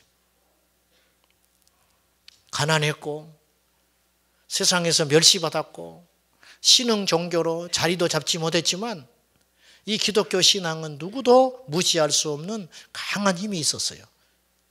기독교는 기도교입니다. 기도교. 지금 현대 교회 위기는 기도의 위기입니다. 기도의 위기. 2012년 통계로 한국 기독교인의 일주일 기도 시간이 약 48분이에요. 약 48분. 2012년 기준으로 일주일 동안 기도하는 성도들의 기도 시간이 48분이다. 일주일에 따져보면 7분이 7분. 7분이 채 안 되는 거예요. 이 중에는 목회자도 들어갈 것이고 기도를 많이 하는 사람도 들어가 있을 테니 사실은 평균 잡아 7분이 안 되는 거예요. 거기다가 식기도도 들어갔을 거 아니에요. 그럼 한 5분 정도 될까요? 여러분 생각해 보세요. 일주일에 5분을 하루에 5분을 기도하고 어떻게 우리가 마귀를 대적합니까? 우리가 하루에 5분을 기도하고 어떻게 죄를 이깁니까? 그러니 이만큼 우리가 모이는 것도 기적이라 하나님의 은혜라 해요. 5분 기도하고 우리가 이 자리에 와 있는 거예요. 5분. 지난 일주일 동안. 정죄하려는 게 아니라 우리 현실이 그렇다고 말이에요. 현실이. 마귀는 우리보다 기도의 능력을 더 믿어요. 우리는 기도의 능력을 잘 안 믿는 것 같아요. 그러니까 기도를 죽기 살기로 안 하는 거예요. 죽기 살기로. 마귀는 죽기 살기로 기도를 못하게 해요. 그래서 마귀는 우리를 분주하게 만들어 버립니다. 기도 빼놓고 다 하라는 거예요. 여러분, 우리가 모이는 것을 마귀가 무서워할 것 같습니까? 그러면 교회 올 때마다 교통사고 나야 되는 거예요. 마귀가 계속 막을 거 아니에요. 못 모이게. 마귀가 정말 무서워하는 게 뭐예요? 바자회 하는 걸 무서워하겠습니까? 한 500만 원 남기고자 바자회 해가지고 5명 믿음 떠나버립니다. 500만 원 남기고 바자회 권하니까 5명이 교회를 떠나버렸어. 저 역교회에서 그랬더라고 말이에요. 기도 없이 바자회 하니까 돈은 벌었는데 사람은 실족해 버리는 거예요. 기도 없이 봉사하니까 문제가 계속 생기는 거예요. 신기한 일입니다.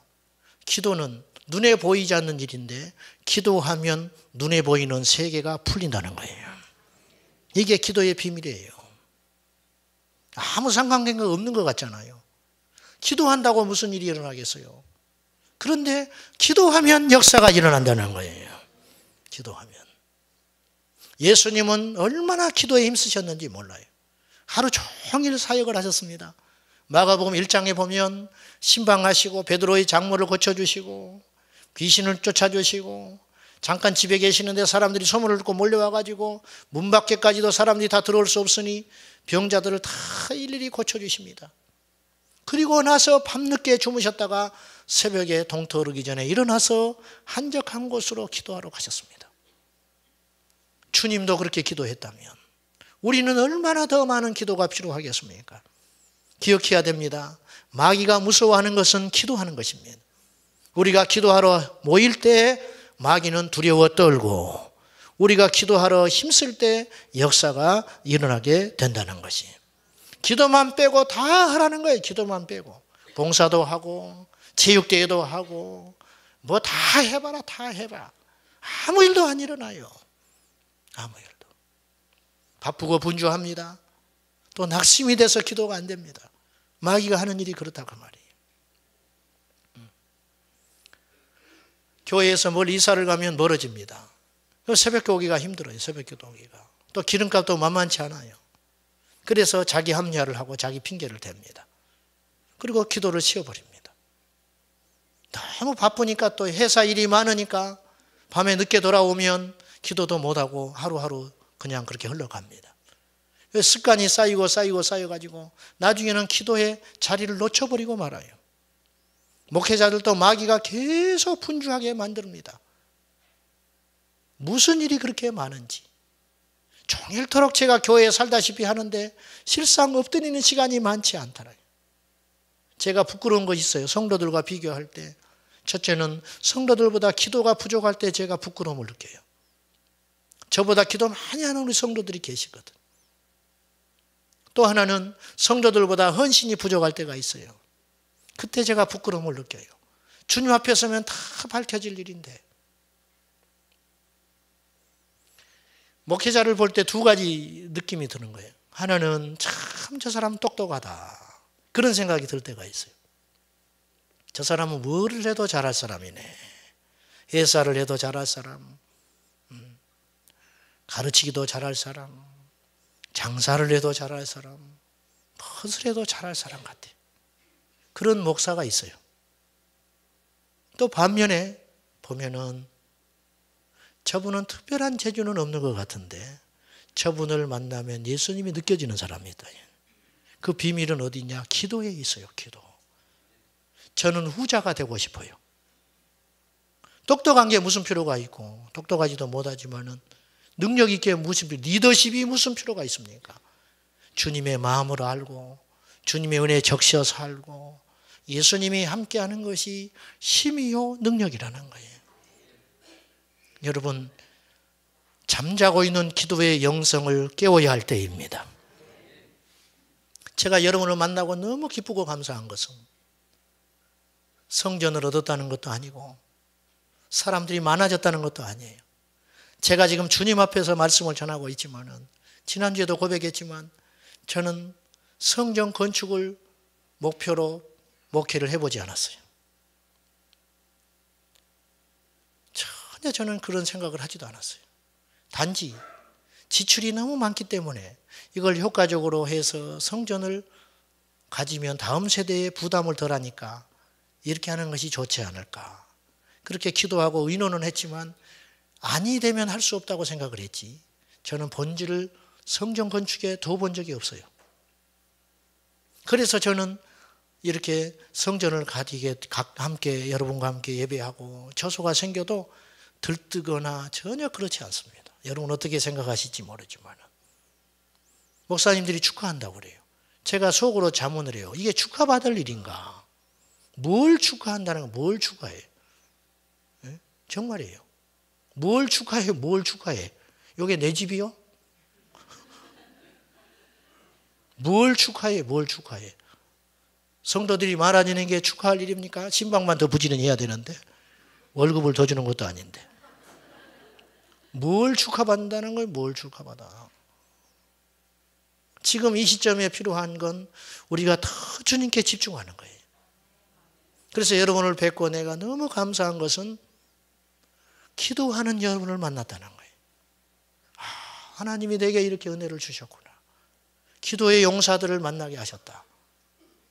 기도의 사람들이 있다는 것에 감격하고 감사하고 이건 천천만만을 얻은 것 같다는 거예요.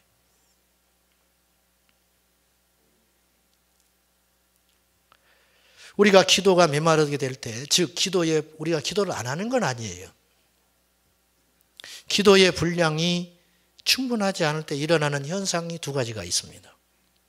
첫째는 하나님과 관계가 멀어져 버립니다. 기도가 식어지면 주님과의 사랑이 식습니다. 예배를 하면 벌써 달라요. 찬양이 나오질 않아요. 흥분이 되질 않아요. 하나님께 열정이 생기질 않아요. 형식적이 됩니다. 기도가 식어서 그렇습니다. 여러분 얼마나 무서운 일입니까? 하나님과 멀어졌다. 질병도 무서운 일이고 직장이 위태로운 것도 무서운 일이고 자녀들이 방황하고 있는 것도 위태로운 일이지만 위기 중의 위기는 우리에게서 하나님의 영이 떠나는 거예요. 얼마나 무서운 일이에요. 기도해도 형식적이고, 예배해도 형식적이고, 봉사를 해도 기쁨이 없고, 예배드리고 나가면 허전하고, 이런 일이 왜 벌어지느냐? 하나님과 관계가 서먹해졌다. 멀어져 버린 거예요. 멀어져 버린 거. 멀어진 이유가 뭐냐? 그것이 바로 우리 안에 기도의 능력이 사라질 때부터 생긴 현상이라는 거죠. 언제부터인가 내가 왜 이렇게 한심할까? 그런 생각이 드는 거예요. 예수 안 믿는 사람 같은 거예요. 예수 안 믿는 사람 같아요. 내 스스로를 생각할 때. 내가 목사 같지 않을 때가 있는 거예요. 유명한 바이올리니스트는 존 번스타인은 이런 말을 했어요. 내가 하루를 피아노 연습을 쉬면 내 자신이 압니다. 이틀을 쉬면 내 가족이 압니다. 3일을 쉬면 우리 청중이 압니다. 이렇게 예민한 거라니. 기도를 쉬면 내가 알고, 사람이 알고, 주님이 알고, 벌써 다르다는 거지. 달라요. 종교개혁자 마르틴 루터는 이런 말을 했어요. 매일 나는 2시간을 기도하지 않으면 그날의 승리는 마귀에게 돌아갈 것이다. 그래서 나는 할 일이 너무 많기 때문에 하루에 3시간씩 기도한다. 바쁘니까 기도를 여러분 못 하시죠? 정말 잘못된 생각을 하고 있는 거예요. 집이 좀 어지러져 있으면 어때요? 바쁘십니까? 물을게요. 진짜 바쁘세요? 화장은 다 하고 와서 앉아있네. 바쁘면 화장도 안 해야 되는 거예요. 밥은 막 3끼씩 꼭꼭 챙겨 드시죠. 바쁘면서. 거기다가 또 라면도 하나씩 삶아 먹어야 되고, 거기다 또 치킨도 하나 시켜야 되고, 그러면서 고백하는 게 왜 이렇게 나는 살이 찌는지 몰라. 이런 거짓말을 해요. 물만 먹어도 살이 찐다. 물만 먹으면 죽어요. 살찌는 게 아니라. 어떻게 물만 먹는데 살이 쪄? 바빠도 할 건 다 해요. 바빠서 기도를 못하는 게 아니에요. 우선순위에서 밀려버린 거예요. 우리 좀 정직할 필요가 있잖아요.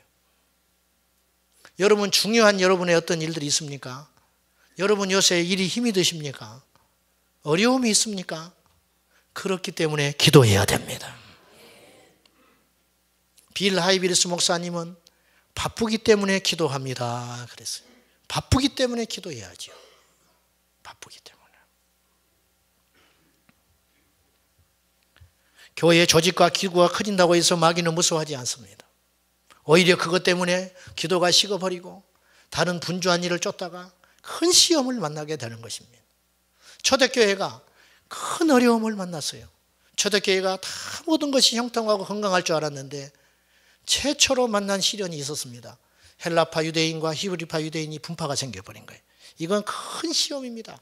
이때 사도들이 이들을 모아놓고 중요한 결정을 했어요. 구제하고 도와주는 일은 여러분들이 하시오. 오직 우리는 말씀 전하는 것과 기도한 일에 전념하겠습니다. 이 정확히 처방을 한 거예요. 문제 원인을 정확히 파악했어요. 이 일이 일어난 일은 뭔가를 지혜롭게 처리를 못한 것이 아니고 우리들이 해야 할 일을 하지 않고 있기 때문이다. 우리가 해야 할 일은 기도하는 것이다. 우리들이 해야 할 일은 기도하는 일입니다, 여러분. 기도보다 앞서지 않게 해야 할 것입니다. 기도보다 앞서 행하면 반드시 무너지게 되는 것이에요. 두 번째, 우리가 기도가 약해지고 기도가 식어지면 영적으로 잠자는 상태에 들어가 버리고 맙니다. 여러분, 음주운전이 무서워요? 졸음운전이 무서워요? 응? 둘 다 무섭지. 술 먹고 조는 게 제일 무섭겠죠. 음주운전도 무섭고 졸음운전도 무서운데 졸음운전이 더 무섭다는 거예요. 음주운전은 그래도 의식이 있다는 거예요. 이건 졸아버리면 방법이 없다는 거예요. 졸아버리면. 성경에는요, 기도하지 않는 상태를 잠잔다 했고요, 기도하는 상태를 깨어있다고 표현을 했어요. 우리가 무심코 하는 그런 말이 있었는데 주님께서 친히 말씀하셨습니다. 누가복음 21장 36절에 너희는 장차 올 이 모든 일을 능히 피하고 이제 말세의 환난에 대해서 설교를 하셔요. 이런 어려움들이 있다, 시련이 있다, 유혹이 있다, 핍박이 있을 것이다. 난리들이 일어난다. 그런데 이런 일을 능히 피하고 인자 앞에, 예수님 앞에 서도록 항상 기도하며 깨어 있으라. 여기서 깨어 있으라는 말이 잠자지 말라는 말 아니잖아요. 뭔가를 준비해라는 말이 아니죠. 기도하고 있으라, 기도하고 있으라. 깨어 있어야 한다, 깨어 있어야 한다. 골로새서 4장 2절 항상 기도에 힘쓰고 감사함으로 깨어 있으라. 그렇게 말하셨어요. 앞으로 환난이 옵니다, 여러분. 앞으로 영적인 대환난이 올 수 있어요. 짐승의 표가 등장하고 믿는 자들을 핍박하고 선택을 강요받을 날이 올 거예요. 예수 그리스도를 믿을 것이냐, 아니면 세상의 정부에 속하여 주님을 떠나게 될 것이냐. 앞으로는 평안보다 핍박과 시련의 날이 올지도 몰라요. 그때 만약에 그런 날이 닥쳤을 때 우리는 지금 속으로 장담할 것입니다. 죽을지라도 예수 안 떠난다. 베드로처럼 장담할 거예요. 내가 왜 그것 하찮은 그런 일 때문에, 잠깐의 고난 때문에 어째서 내가 천국을 잃어버리겠냐고. 지금 여러분이 그렇게 마음먹고 있겠지만 제자들도 그러했습니다. 그러나 제자들도 그렇게 결심하고 결단했지만 막상 환난이 오고 핍박이 오자 전부 도망가 버리고 말았어요. 왜? 아는데 능력이 없는 거예요. 아는데 힘이 없는 거예요. 우리가 말씀을 알고 우리가 예배하고 예수 그리스도에 대하여 알지만, 기도가 빠지면 알지만 능력이 없는 거예요. 사랑해야 한다는 거 압니다. 용서해야 한다는 거 압니다. 먼저 손 내밀어야 한다는 거 압니다. 막상 보면 안 되는 거예요. 왜? 기도에 능력이 없기 때문에. 제자들이 깨어있고 싶었어요. 제자들이 죽을지라도 주님 떠나고 싶지 않았어요. 그런데 막상 일이 생겼을 때 전부 도망가 버리고 말았어요. 왜? 기도 시간에 이들은 깊은 잠에 빠져버렸기 때문이에요. 교회는 무엇하는 곳입니까? 마태복음 21장 13절에 성전에서 장사하는 자들을 몰아내고 주님이 말씀하셨습니다. 내 집은 만민이 기도하는 집이라 일컬음을 받으리라. 교회의 본질은 기도하는 집이라는 거예요. 교회만이 그거 할 수 있다는 거예요. 주님께서 교회를 세우신 것은 교회를 통해서 만민이 기도하는 집이라 주께서 일컬음 받기 위해서 교회를 만드셨다는 거예요. 주님의 소원이 이것이에요. 내 집이 만민이 와서 기도하는 집이 되는 게 소원이라. 장사하는 분이 상점을 차릴 때 대박이 나기를 위해서 그걸 꿈꾸면서 장사를 할 거 아니에요. 뭔가를 우리가 세울 때는 목적이 있다는 거죠. 예수님이 교회를 세울 때는 다른 어떤 목적이 아니고 세상에 사는 모든 거민이 예수님께 나와 주님께 나와서 엎드려 기도하는 집 되기 위해서 교회를 세웠다는 거예요. 그러면 거꾸로 봅시다. 마귀에게 속아가지고 교회가 기도를 빼놓고 다 해요. 기도 빼놓고. 뭐 영어를 가르치고 바이올린을 가르치고. 근데 기도가 빠졌어요. 우리 셀 모임 하지요. 셀 모임 하는데 말씀을 나누고 다 좋습니다. 상담도 해주고. 근데 기도가 빠져 있어요. 기도가. 모여가지고 맨날 이야기만 하는 거예요. 그리고 결심만 해.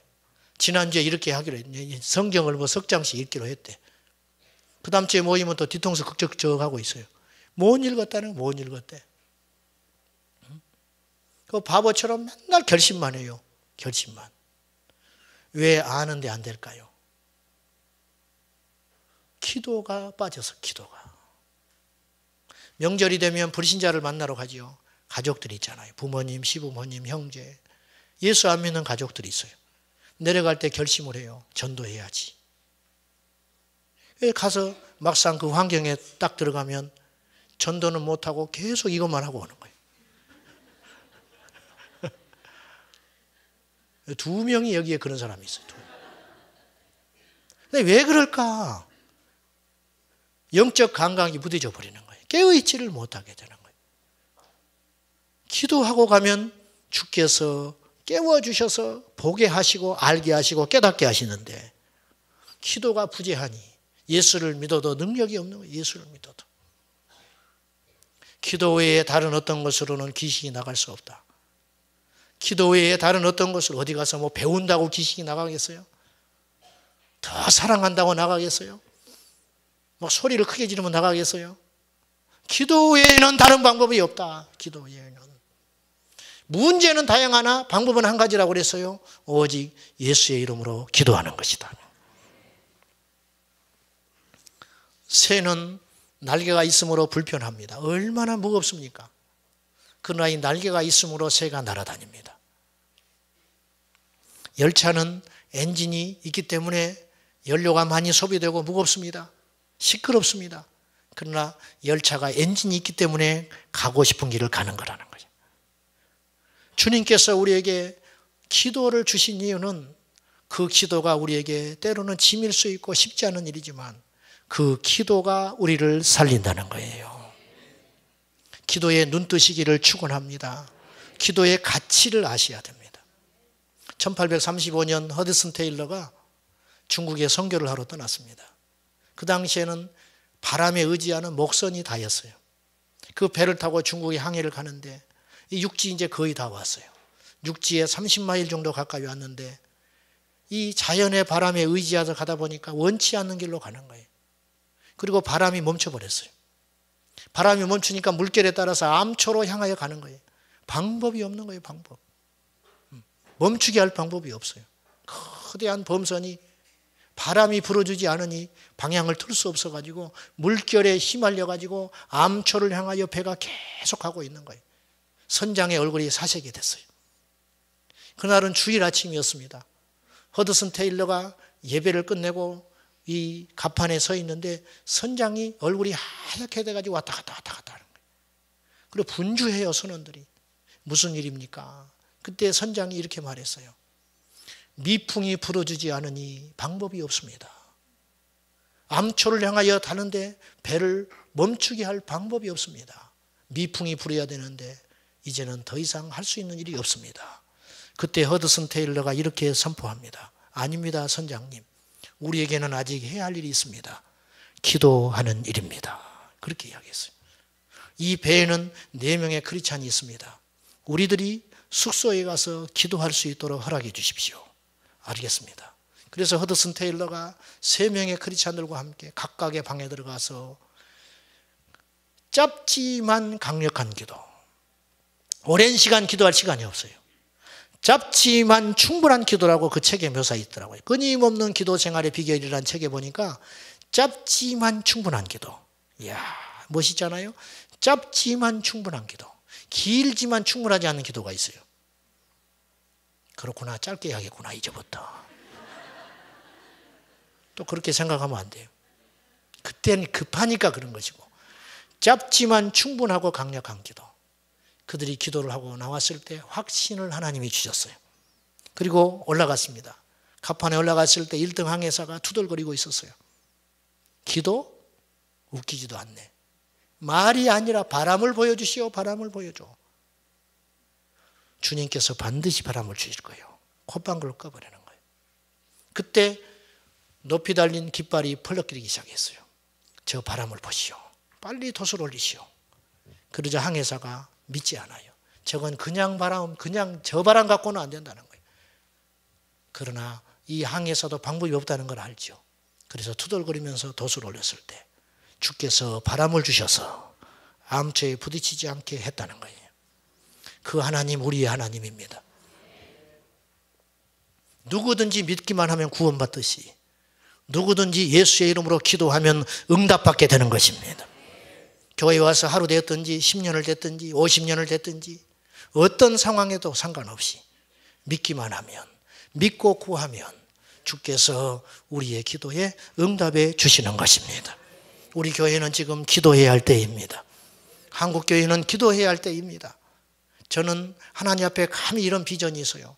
우리 교회를 고양시에서 기도의 모델이 되는 교회가 되게 해 주십시오. 우리 온 성도들이 밤낮으로 24시간 끊어지지 않는 만민이 기도하는 집이 되게 하여 주시옵소서. 할렐루야. 기도하겠습니다.